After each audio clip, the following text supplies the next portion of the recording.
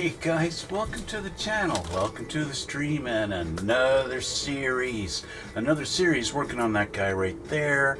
That is a 1998 Pontiac Firebird Ram Air, modeled by Revell Monogram when they were kind of combined way back in the late 90s. We'll run the intro, we'll get going.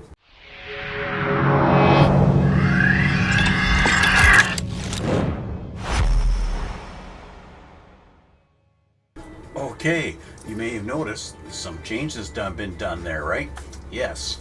Okay, so we're going to get started with this. Today we're going to open up the box and go through the sprues and get started on this baby. This thing was built in 1998, the same year of the production model of this car. I bought this kit on eBay recently. It was actually just before Christmas anyway.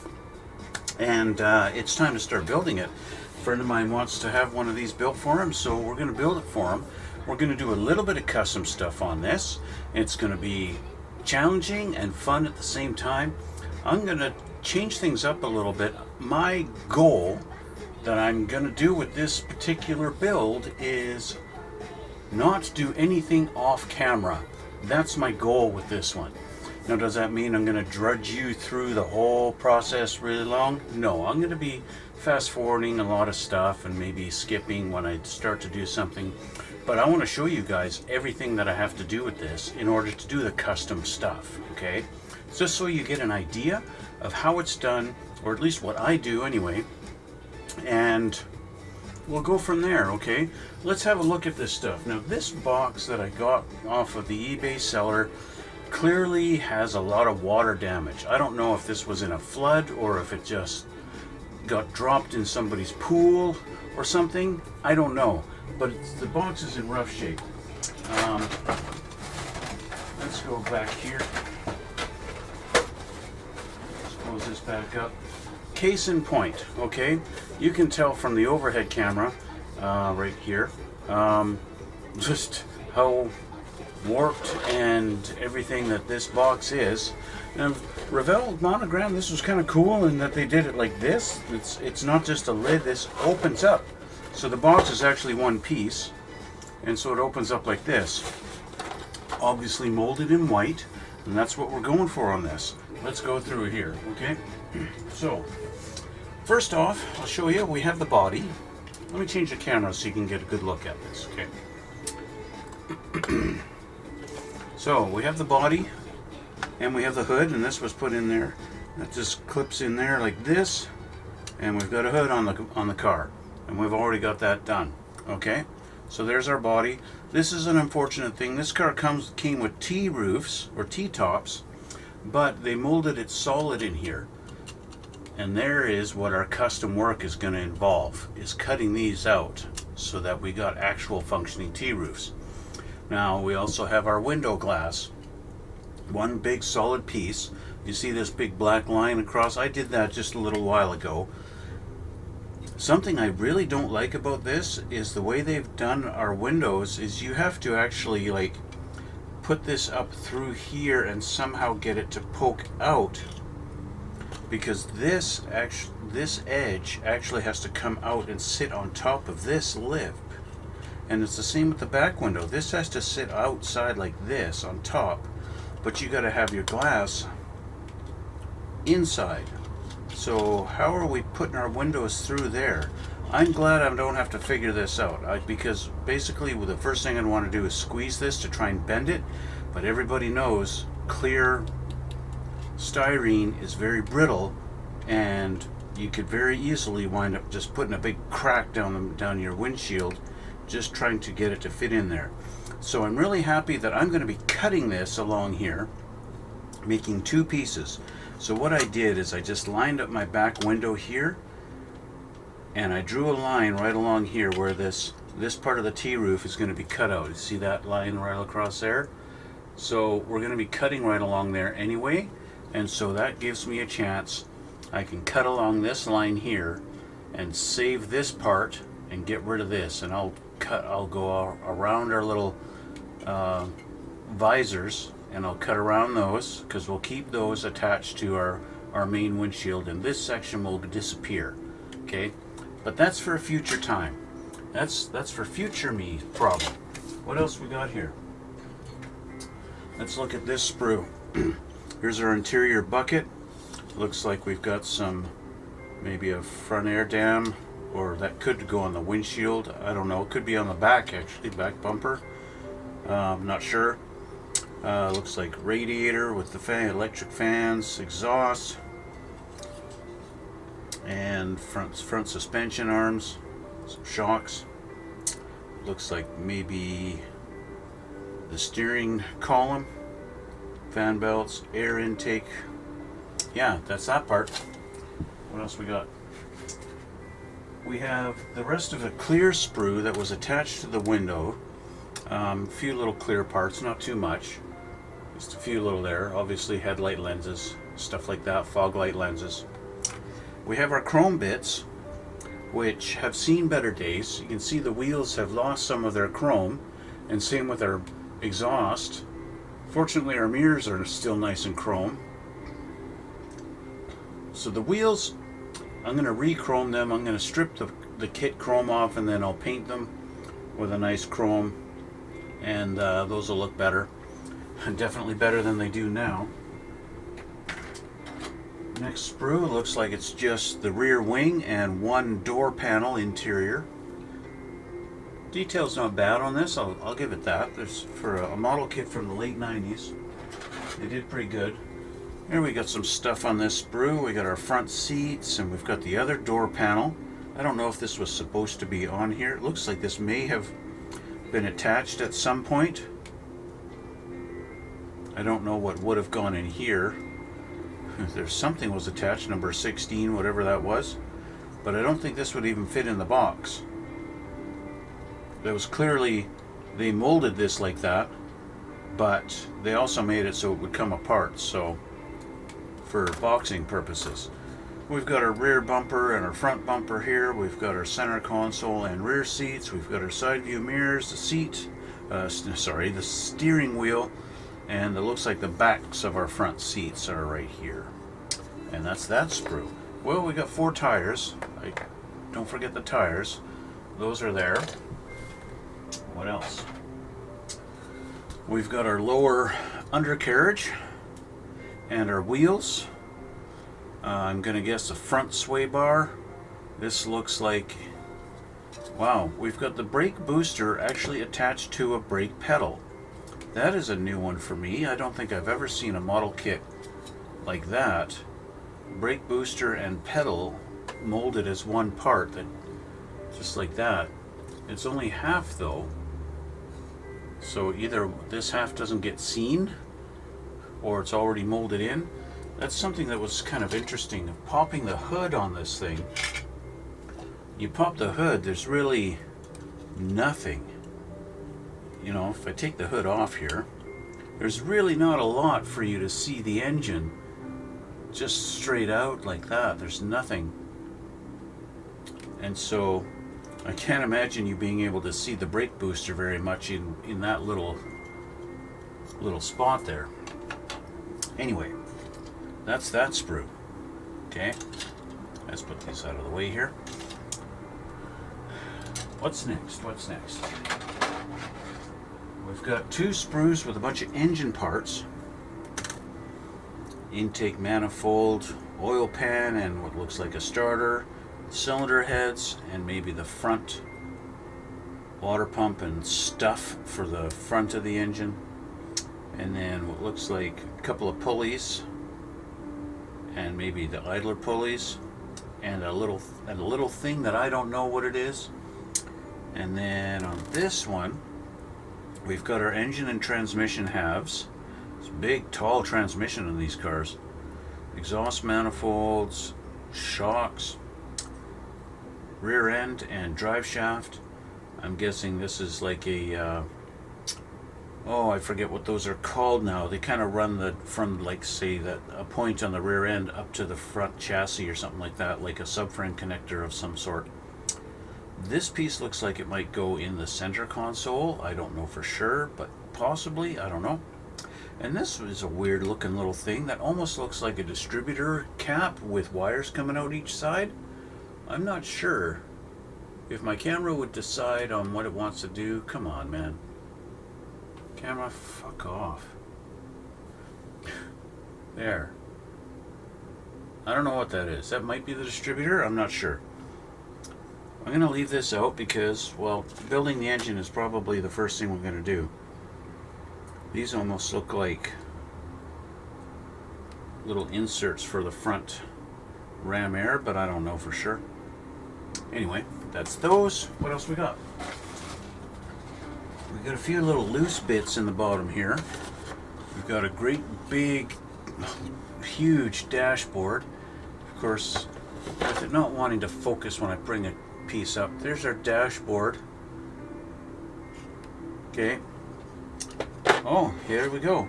The other half of our brake booster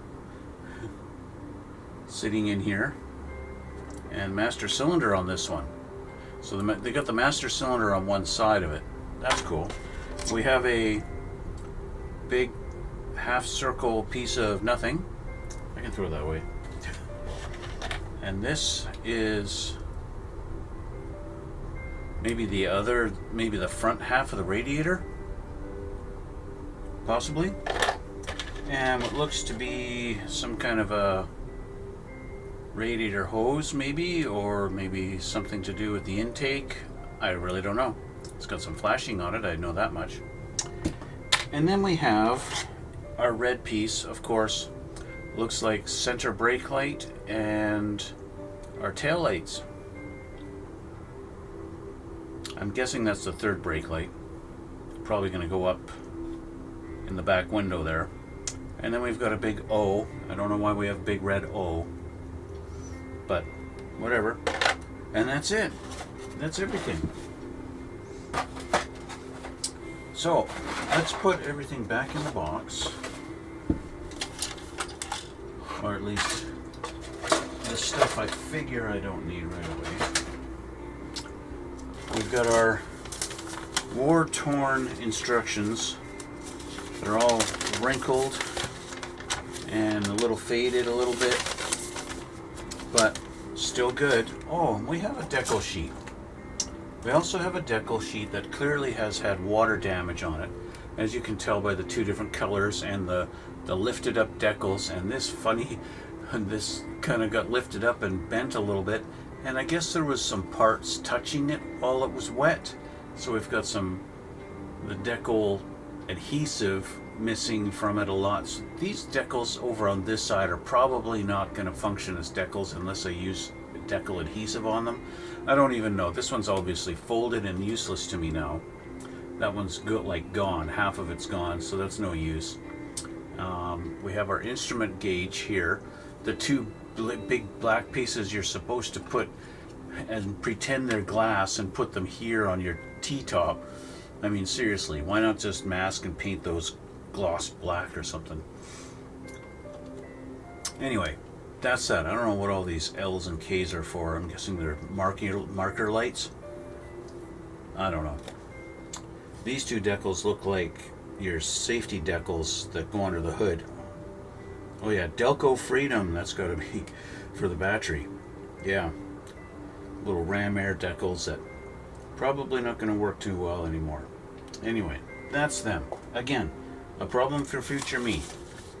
Let's open this up and see what our first page is. Step number one. Step number one is the radiator assembly, of all things. That's interesting. Radiator assembly.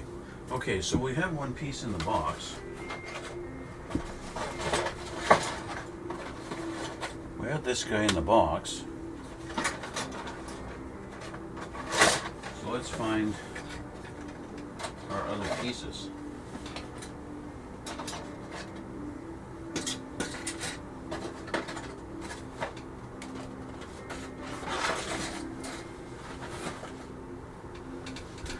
We've got our shroud and then a couple little fans. I just saw them. Where'd they go? It's kind of hard to see. Everything's white. You know, two little fans here. I don't even know if we'll be able to see those through. Isn't it ironic? Normally I paint everything black and you guys can't see any of the detail because it's black. And now everything is white and it's just as hard to see everything. Especially I put it down there on the white page. Can you even see that?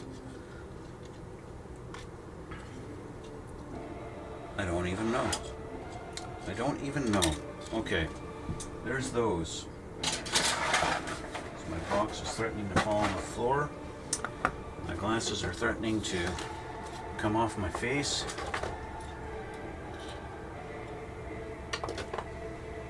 Okay, let's have a look at this here. It's hard to tell, you know, a little bit what is flash and what is not. So our little fans are just supposed to go on these big pegs like that, and like that.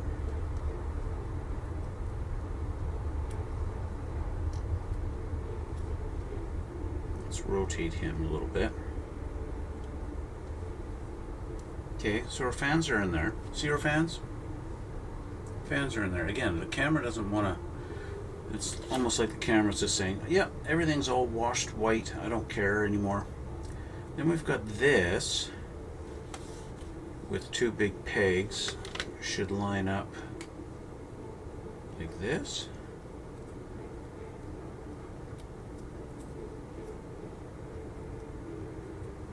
Just like that, I guess.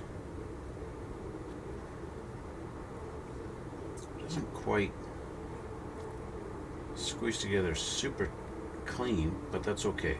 Let's put some glue on that to get our assembly.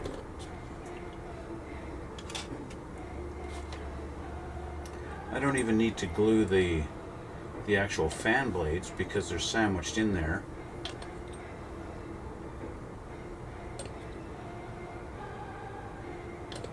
And they're not going to go anywhere. So there's our radiator with our cooling fans in there. There's that. And right away they want me to put that into the chassis. And of course they're assuming we're painting the car purple. Oh, they want me to put it in the chassis but don't glue it. Well, what's the point? We might as well wait and get this painted black. They want it painted black. They want the radiator gloss black. The cooling flanges are flat black. It's all going to be black, except this car is going to have some color on it, and we're going to worry about that later. So there's our radiator. We'll put that aside for now. We're going to focus on our engine.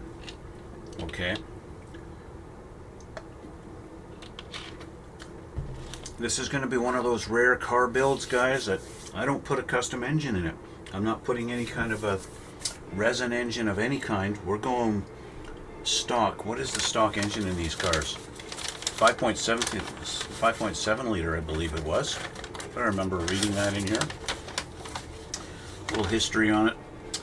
98 Firebird, muscle car, blah, blah, blah. It's an LS1 5.7 liter V8, 320 horsepower. And 345 pounds of torque. Not bad. You know what's funny? My brand new Hyundai Ioniq 5 has that much horsepower. But I've got more torque.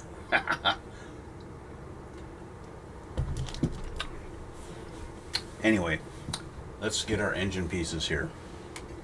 I don't know why I was spinning around in my chair. Okay, the rocker covers, number 7.6. And our heads. Well, let's get our block. We got to do the block halves. We got to get the block halves.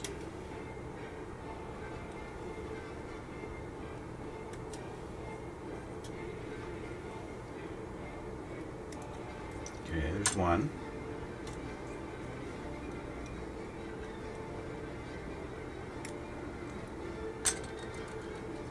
I may have mentioned it before, but I hate it when we get two halves of an engine block together and they do things like have the transmission half with a big parting line. It's even worse, it makes me mad actually, when I see an oil pan is molded into the engine block. And you get that great big seam up the center of your oil pan. I believe I'm going to need these. These look like... those are the rocker covers. These go on the cylinder heads. Weird little oval rocker covers, but these were done back in the days when having a coil right on top of your spark plug was a big thing. It's kind of in the transition years when they were just starting to do those. So got a nice little flashing going on our bell housing here. Let's clean this up.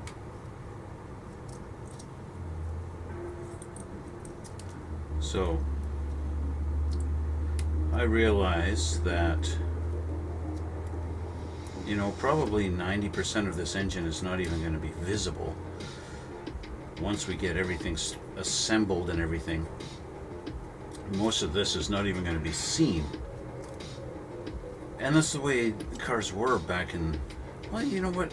Cars are still like that. I was going to say cars back in the late 90s, but it really is just the way they are nowadays. With all the hoses and plumbing and piping and everything like that are on modern car engines, and all the electronics and everything, you don't see very much of the actual engine anymore, do you? Now this is why I hate guide pins on engine blocks. The guide pins on the engine blocks, they're there to try and help you align everything, but they do more harm than good. And I wind up having to remove them almost every single time because they actually misalign everything.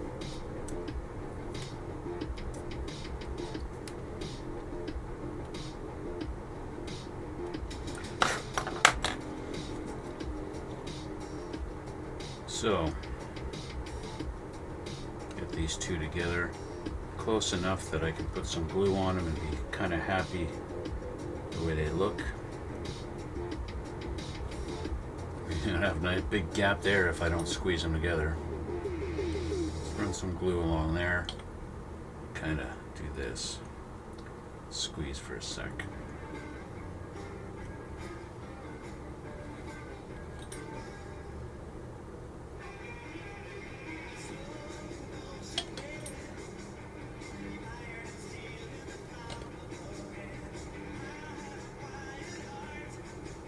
The seam line along the top of the transmission, I'm not going to worry about that. That's not going to be visible. It's a seam line along the bottom of the transmission and bell housing that I care about the most.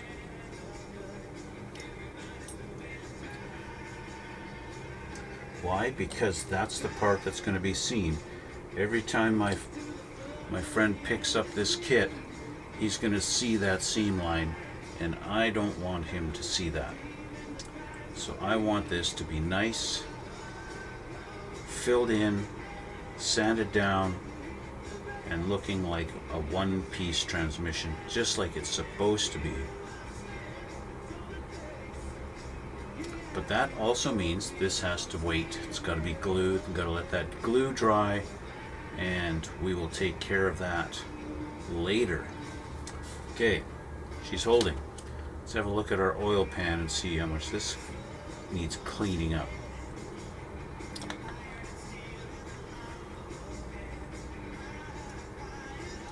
Doesn't look like, this doesn't look like a starter to me. Although it is on the back, so it could be a starter. That's an oil pan. Oil pan's also at the back. Or oil pan, oil filter, I should say.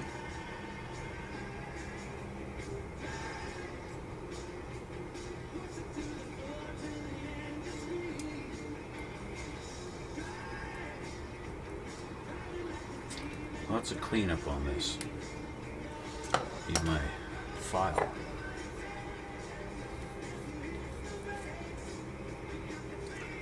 I do like it when you get a one-piece oil pan, because now this gets to go on here, and guess what, that is a starter. Even if it isn't connected, even if it doesn't actually physically connect to the bell housing that it's supposed to,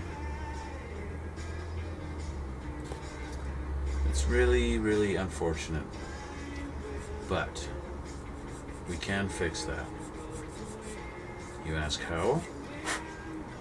By cutting it off of the oil pan.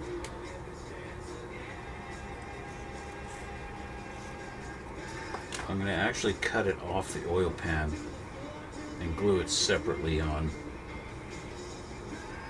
because that's just stupid. So here we go, first custom thing we're doing. Bye-bye. Off you go.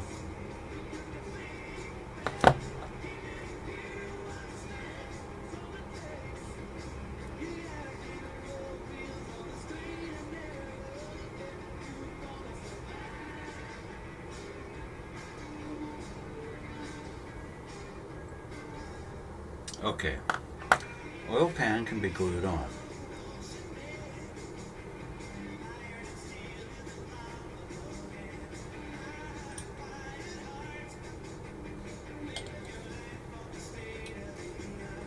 Now, of course, back in the late 90s, guess what colors they used for engines?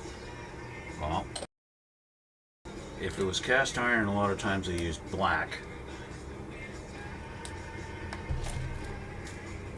Because gone were the days of, you know, everything being Chevy orange. There's our oil pan. Now let's have a look at our starter.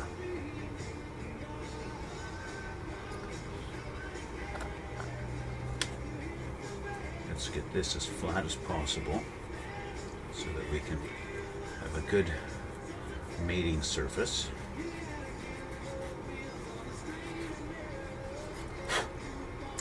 And let's trim up our little spot that we cut.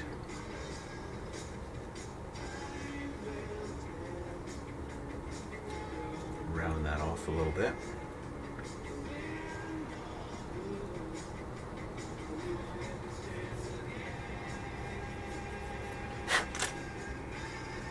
Okay.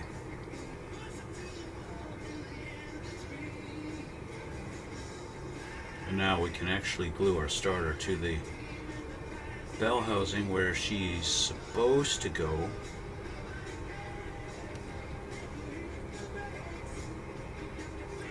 And not be a part of the oil pan like they would have had us believe. I have to turn this and get her in the right orientation.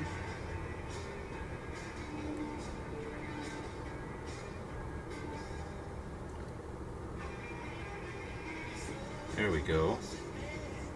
Get her lined up a little better.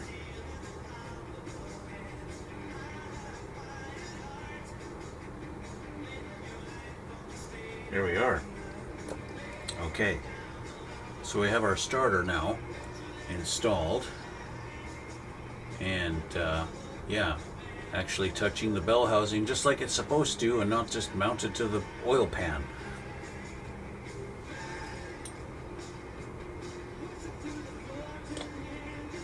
There we go. Okay, there's that.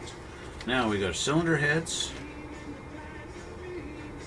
and our valve covers.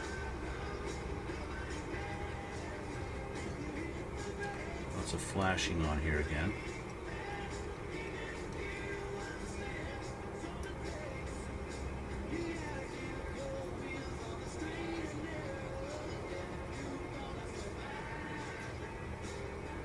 It looks like our cylinder heads really just kind of sit on top here and don't really do anything special.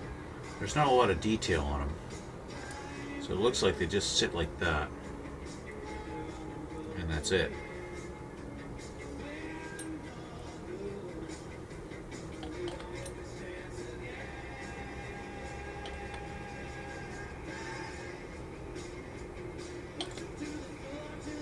So there's one cylinder head on. Let's give her a little press to make sure. There we go. That's one. Let's clean this one up.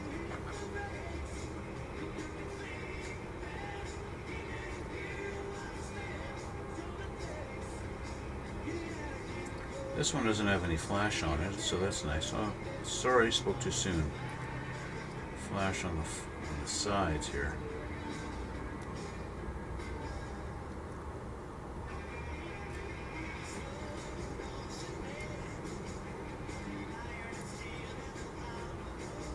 Okay.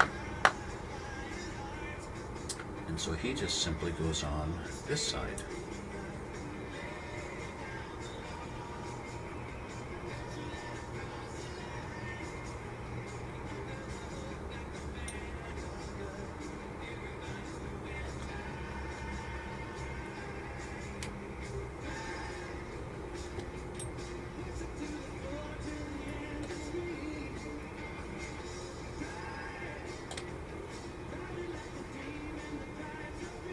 Okay, cylinder heads are installed, so they look kind of like that.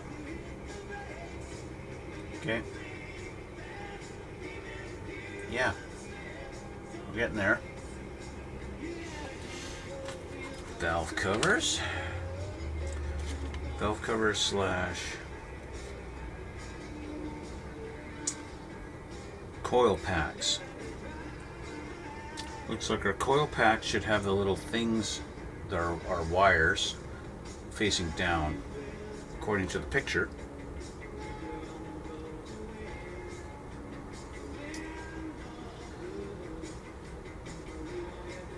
It looks like we've got a little bar that goes across the top to kind of notch into that little slot in the head there.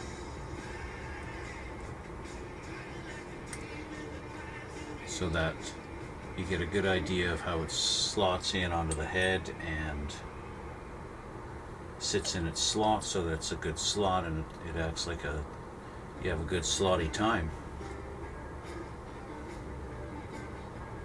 I'm going to try and put it, it looks like it's supposed to line up with these little things going down here. I'm guessing those are supposed to be wires.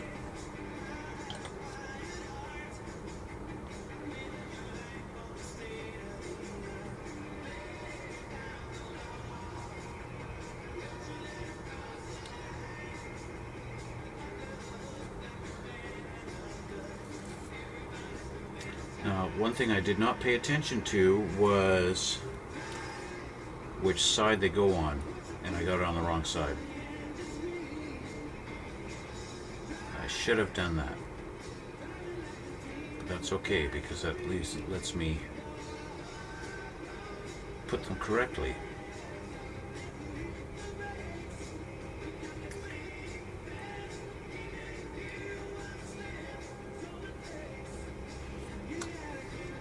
I'll show you in a second how I've just figured that out.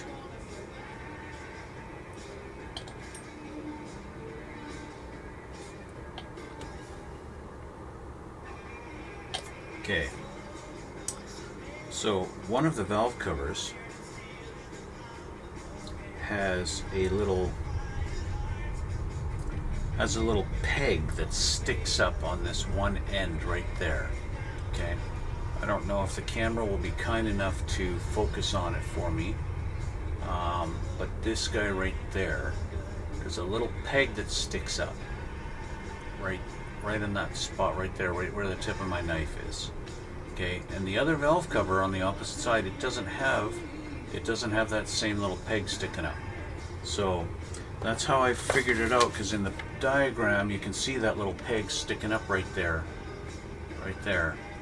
on this side, right on the driver's side, and it's not over here on this side. They don't have it. So yeah, that's how I realized I was putting it on the wrong side. And finally, for this section, we've got our intake manifold, which I haven't taken off the sprue yet.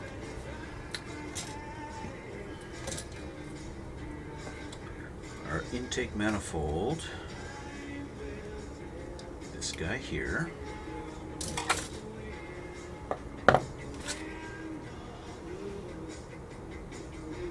With some flashing to clean up.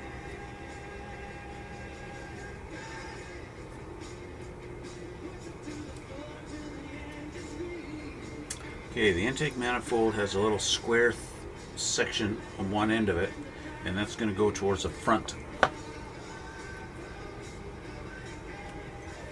Or it's going to go on the floor. How about that? Let me see the top of my head. Yeah.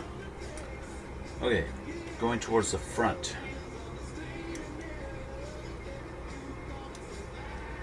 Should basically just seal in there and cover all the holes. If you got everything lined up, then all your holes should disappear. You should have no holes.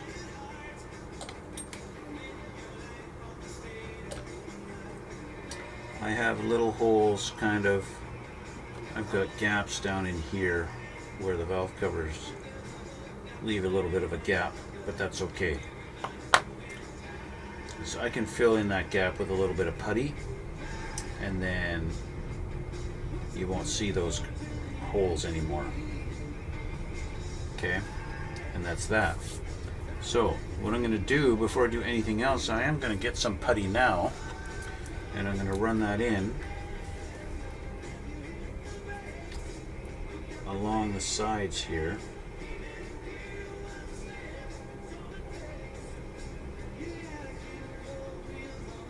Just fill in that gap and in here.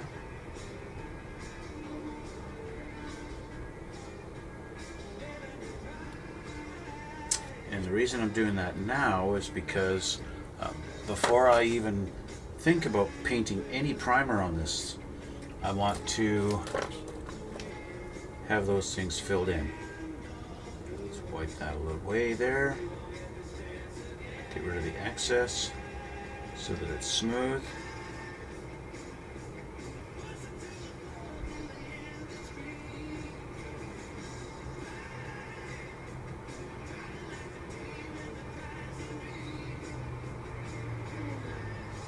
There we go. So even though the gap is small, once I spray it and I get some paint on there, the gap just, it's going to be more visible. Okay, so that's this section done. That's done. So we have our front cover can go on, and then we kind of have to leave it. Front cover, which section was that? That's this one here, number 83.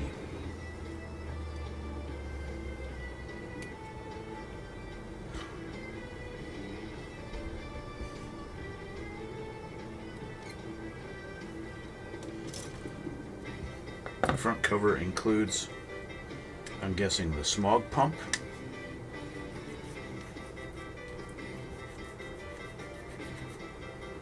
I want to get rid of that parting line that they have in there from the mold.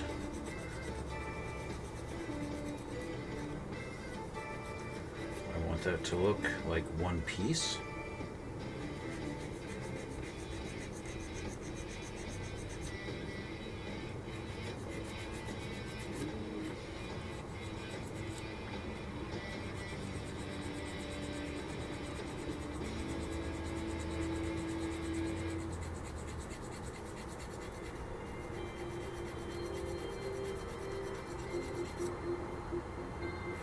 That's better.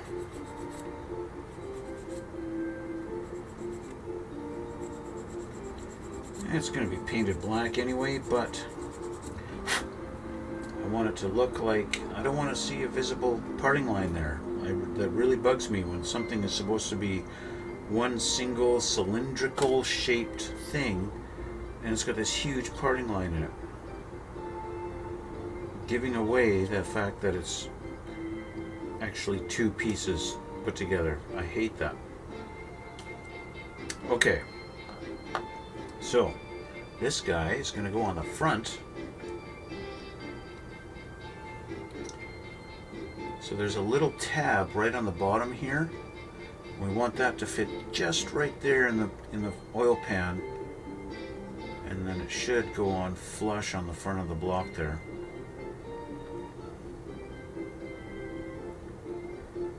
And again, I've got a big gap, which doesn't look very good, and I can see parting line here and here, and I don't like that either.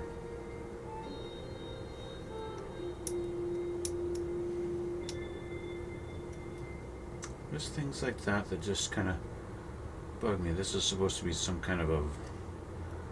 I don't know what this is, actually. I don't know what it is, I'm sorry. I never owned one of these cars. I can't tell you what it was, what that part is on it.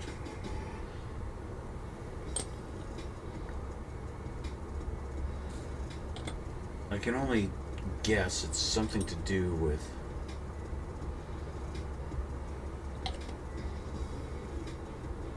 It could be something to do with the water pump. I really have no idea. I'm sorry. That looks like an alternator down at the bottom in the corner on the driver's side. That looks like an alternator to me.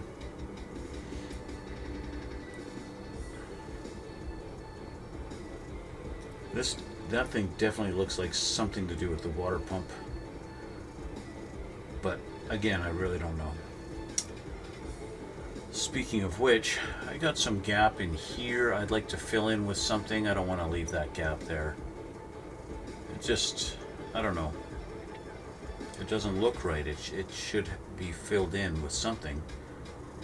I would think, anyway.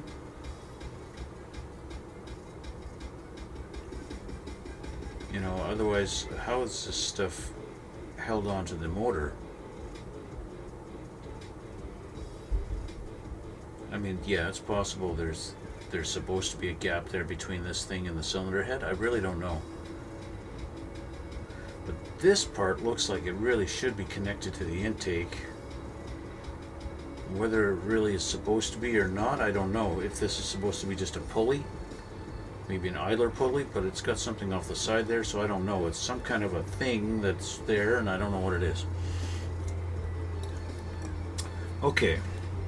So with that being done, we have fan belts that need paint before they can get installed, exhaust manifolds that need paint before they can get installed. We got an oil fill tube, which they call it a tube, but really it's your oil filler cap. Number 74, is that tiny piece that I didn't know what it was? Let me see if I can find that now. Yeah, this little tiny thing that I didn't know what it was.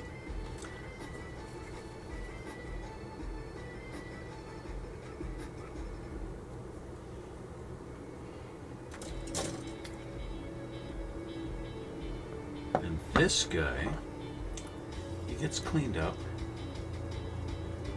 Get rid of our nub.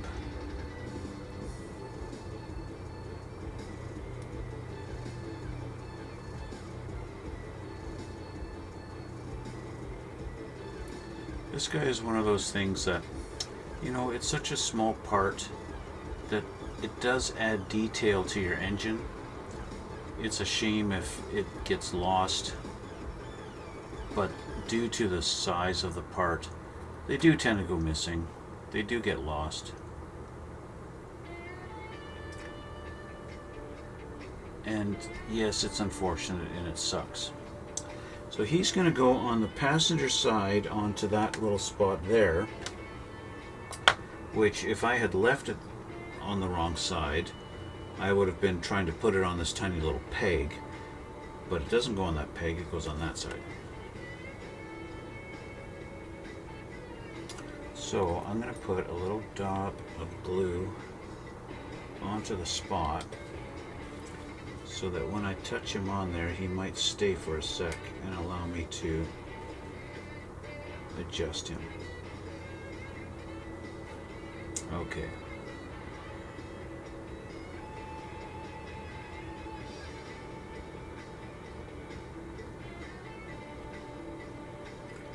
He's got a little bit of a curve to him, a little bit of a bend to tell you how he should be oriented. He should be facing kind of straight up.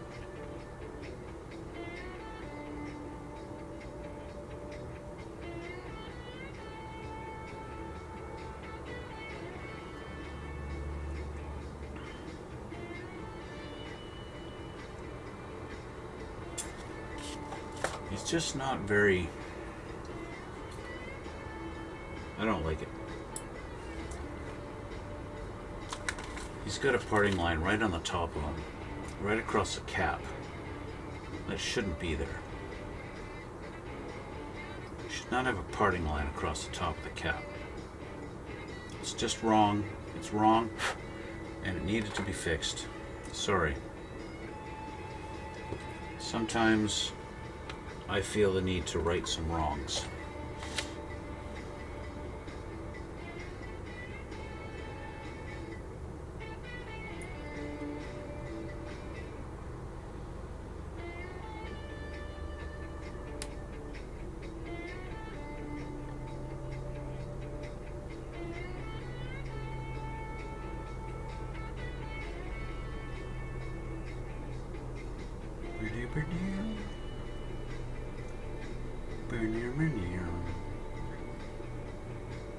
Okay, I got him in a spot.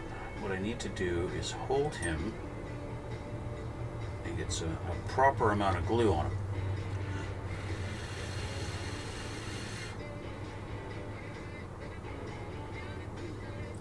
It's just one of those things where it's like, yep, he's in there now. He's in a spot. He just needs a little bit of an adjustment.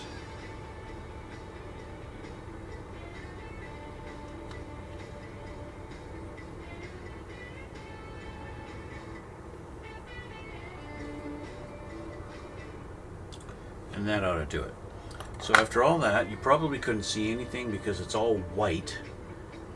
But you can see the oil cap right here where I'm pointing. Okay, that's it there. Oil filler cap goes right on there. All right. Okay, that's that. And that's about the only part I can do without painting anything.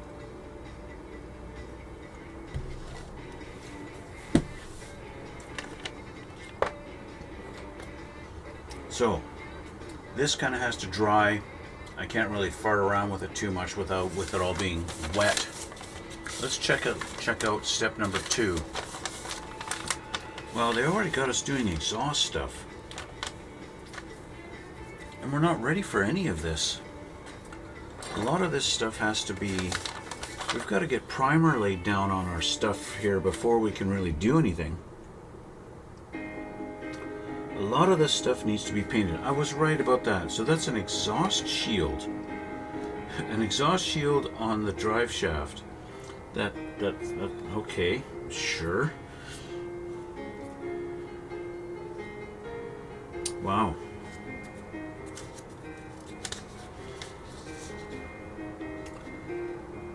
There's a few little, I guess, sub-assemblies we could start to do before we do some painting. For example, we could take our rear end and we can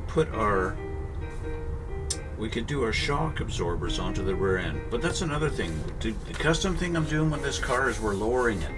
Okay? So let's see what's going to be involved in lowering this car. We need to get our shocks put onto the rear end and see what's involved with that. Okay? Let's grab those. Number 87 is the rear axle. Number 55 and 56 are our rear shocks. So let's take a gander and see. Let's find those. We've got our rear end right here. Let's get this off the sprue. So I guess I am technically running out of time on this for today. There's that. Now we got 55 and 56 right here. Let's get 56. Let's get this one taken off. This is going to be our little experiment. Okay? And now we need our we need our undercarriage.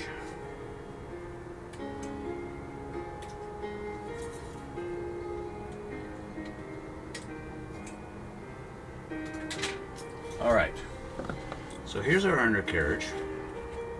We've got our drive shaft. Which way does this go? It looks like it's going to go this way because our shock, once it's been cleaned up of... Wow, come on Ravel, you could have done better with your molds. They clearly didn't have a lot of precision in their mold on this one.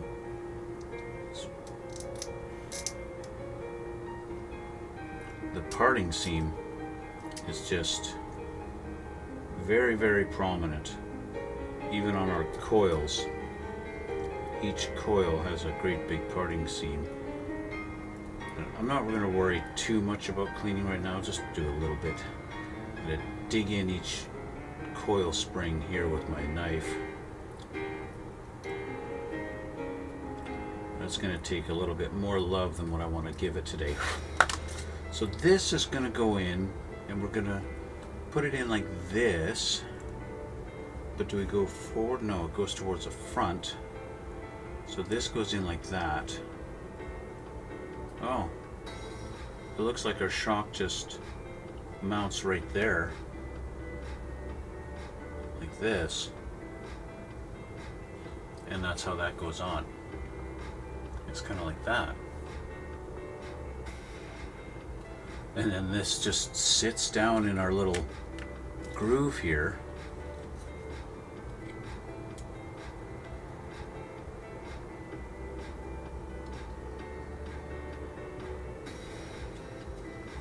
It's kind of...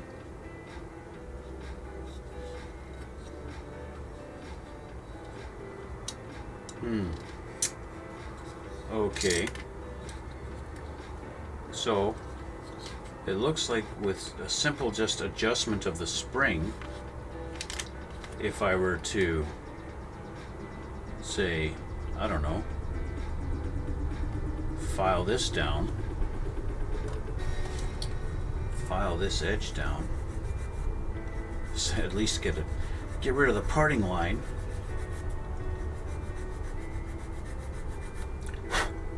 And get that more flat. I could take a whole coil off of that and get that in there, because this is literally going to sit down in here like this. There's no button or anything. They've got holes here as if there's supposed to be some kind of a peg lining it up, but there really is nothing there. There is no peg. This goes in there, and then this just kind of lines up onto our spring. Our spring, of course, lines up into the hole.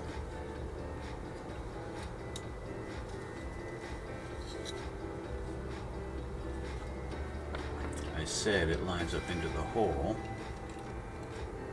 There we go.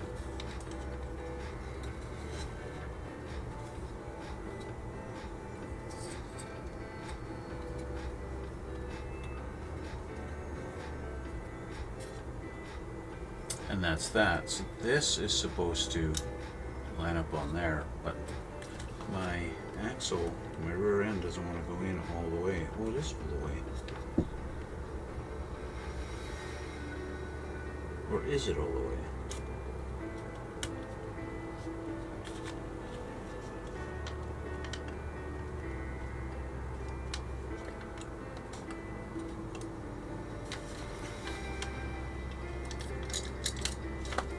Okay.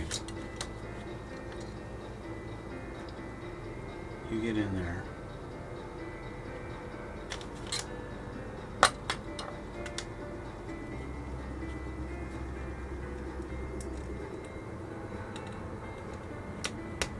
There. Okay. That's where it sits. Now my buddy wants the car lowered, so we need to go up like this. I want to have the tires not touching but close. Like,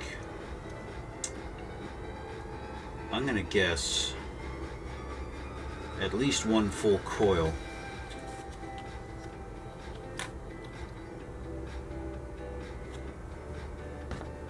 Let's get rid of one full coil here and see how that looks. Bing. At the end of the day, it's not really going to matter.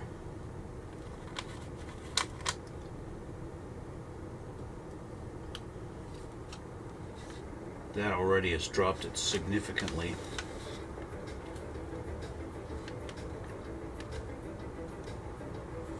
That's dropped it, so now my, I guess my, what do you call that, forward control arm has already really lowered that back end quite a bit. So let's have a look here. How's this gonna look? Do a little bit of a mock-up here.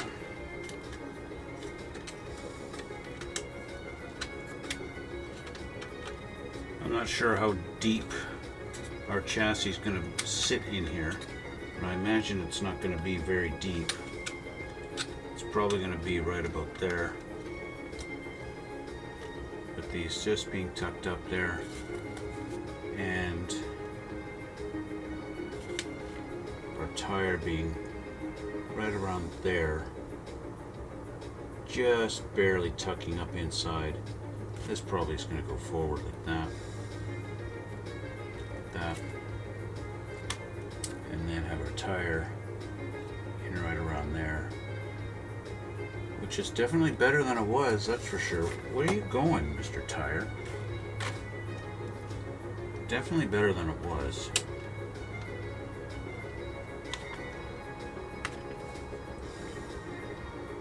Yeah. Just get rid of some of that. That's looking pretty good there. But that's kind of what we're going to be looking at. So I'm going to cut the other spring, and I'm going to have to do more mock-ups and stuff like that. We'll have to do more mock-ups and see how this is actually going to sit in here, how far this will sit. Because if the deeper it sits in the chassis here, the higher up the tire is going to be. And if I got this sitting up like this, that's pretty tall. And that's up like that. That's really tucking the tire up in there. And we don't want to go quite that far. We're not slamming this thing, right? But we want something. We want something, right? So, and of course, our drive shaft can't be sticking out the bottom like that either. It can't be sitting lower than that. That's got to be sitting proper. So we got to take those kinds of things into consideration. Unfortunately, all this custom kind of stuff, we're doing things like lowering the suspension, that all just, you know, it creates little things that you normally don't have to deal with. But if you really want to make it look better by lowering the car a little bit, then yeah, it's like changing one little thing actually changes quite a bit. But that's okay. That just means a little more work. Not a big deal. So that's it for today, guys. I want to thank you for watching. I think what at the beginning of this, I said I wasn't going to do anything off camera, but I think I am. And what that is going to be involving is putting primer on this thing.